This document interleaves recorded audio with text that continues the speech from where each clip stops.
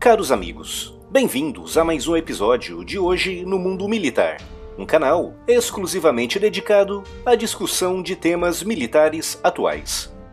Neste vídeo falarei sobre os possíveis passos a seguir pelas Forças Armadas em caso de intervenção militar no nosso país. Não se esqueçam de conferir as novidades da loja. Ao mesmo tempo em que você adquire produtos de qualidade, estará ajudando a manter vivo o projeto do Hoje no Mundo Militar. O link está aqui na descrição. Primeiro e mais importante de tudo, quero esclarecer que o objetivo desse vídeo não é o de debater a nível político as recentes declarações dadas pelo general Antônio Hamilton Mourão, que já há bastante tempo vem defendendo publicamente uma intervenção militar no Brasil.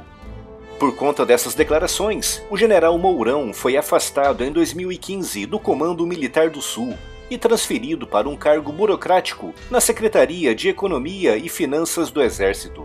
Mas isso não foi suficiente para o calar e, recentemente, no dia 15 de setembro, o general Mourão voltou a falar sobre a possibilidade de uma intervenção militar, dessa vez durante uma palestra numa loja maçônica em Brasília. Resumindo a conversa, ele disse que se os três poderes não resolverem os problemas graves do país, então as Forças Armadas poderão ter de intervir, e que essa intervenção não será fácil e que trará problemas, mas não chegou a dar detalhes sobre que problemas seriam esses. Dito isso, e deixando mais uma vez bem claro que a discussão aqui não irá orbitar o aspecto político, na prática, se os militares resolverem intervir, como é que isso se processaria?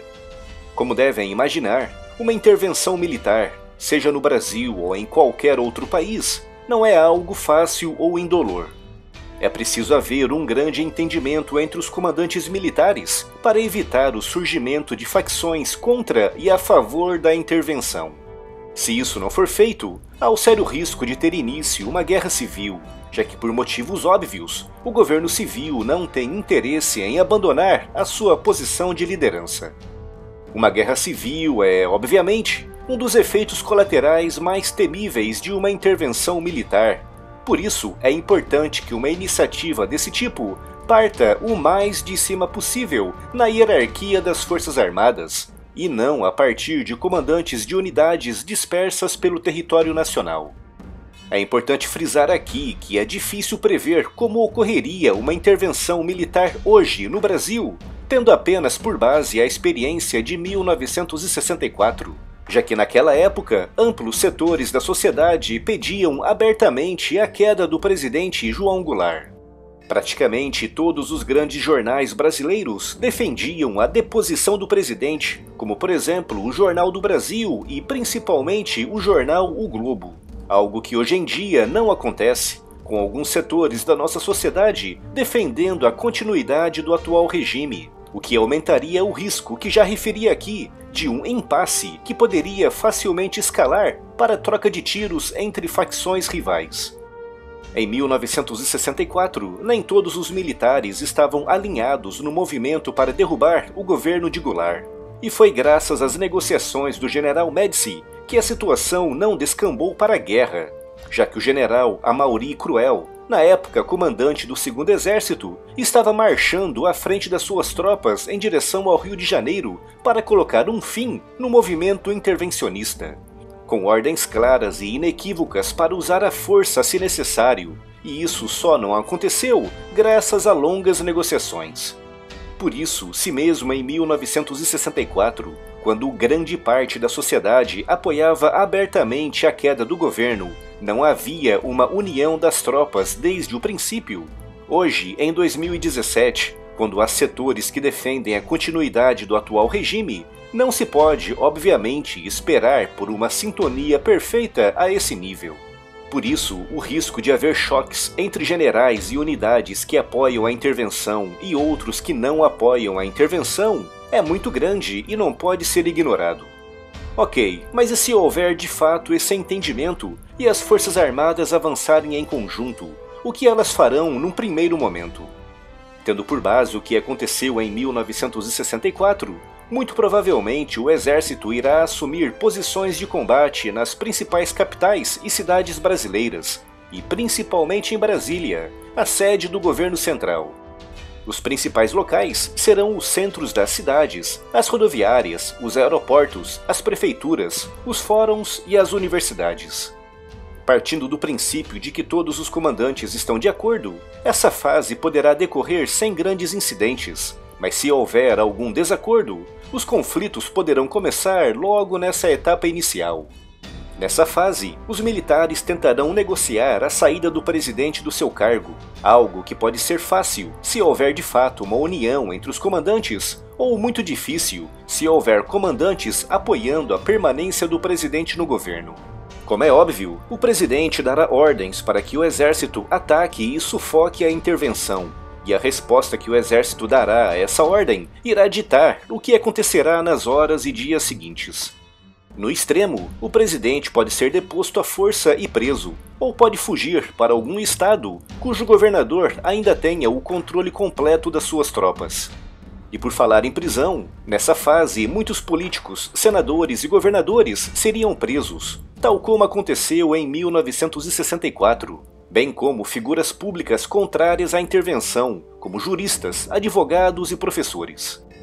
Para permitir essas prisões, os militares terão que impor uma espécie de lei marcial, revogando uma série de direitos civis, como por exemplo o habeas corpus.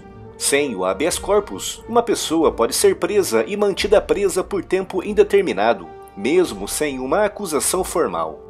Nessa primeira fase, com os militares temendo um levante popular ou o início de revoltas em certas partes do país, provavelmente eles teriam que agir de forma um pouco mais dura, através, por exemplo, da proibição de reuniões, aglomerações e na dispersão de manifestações anti-intervenção.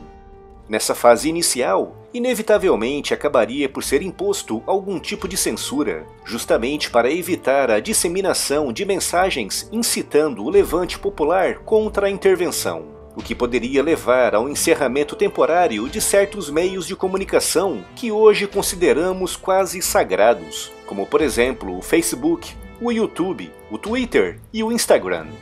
É claro que é impossível dizer que é exatamente assim que o processo irá transcorrer, até porque o nível das medidas dependerá justamente do apoio que a intervenção receber da população. Se a resposta for muito positiva, muito provavelmente essas medidas seriam de curta duração, mas se os militares forem confrontados com regiões inteiras contrárias à intervenção, ou se outros comandantes militares continuarem firmes ao lado do atual governo, então é de se prever que essas medidas de controle e censura sejam mais incisivas e prolongadas. Não podemos nos esquecer que existem ainda regiões no país que defendem e apoiam abertamente o atual e o anterior governo, e os militares, para evitar que essas partes do país afetem regiões mais calmas e, por assim dizer, mais obedientes, podem, de fato, impor medidas de censura como as que referi aqui. Mas é aquela coisa, tudo vai depender.